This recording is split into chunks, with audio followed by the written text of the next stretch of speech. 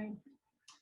So people want to know right now, there's a lot of talk about learning about race and difference in school. And there are a lot of folks who are particularly unsure about it with really young kids, even though, you know, kids notice things very early. I mean, we teach them to categorize and they do it themselves, right? So I want to kind of dive into sort of the how to do it, some examples, an approach. And I want to start with you again, Verónica. You know, what does healthy and appropriate, developmentally appropriate teaching about race look like at this age?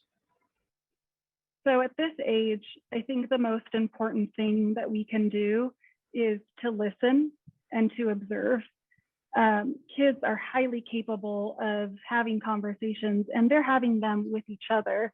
And when they're playing and when they're speaking to one another, they're taking all these snippets that they're hearing, even things that they're not hearing, things that they may be observing, from body language to, you know, we're listening to NPR in the car while they're in the back seat. They're interpreting everything and interpreting theories, and it comes out in their play.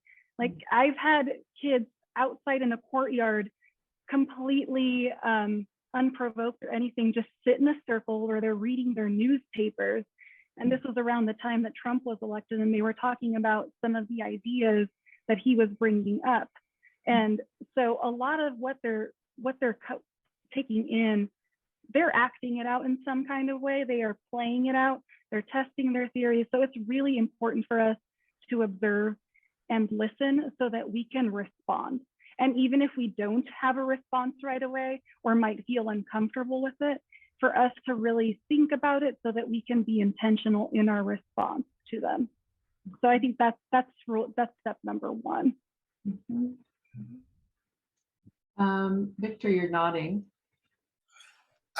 I completely agree. I want to echo many things that you said. And I also want to add that one of the things that I really got excited about when I started this work was doing activism with young children and how developmentally appropriate that was. And when I first started, I never thought that would be a possibility.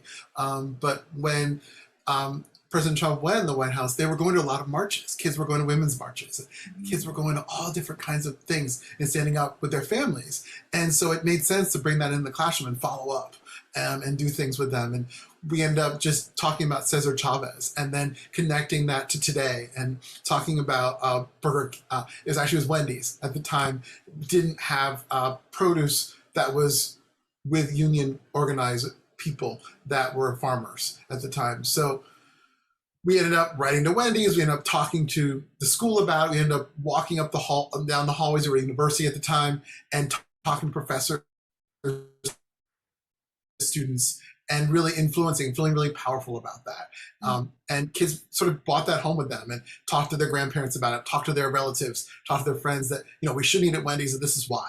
So they made these connections that, even though they were young, they could make these big changes and also feel powerful and feel like they could actually do something to make something happen and be like Cesar Chavez, who they had learned about.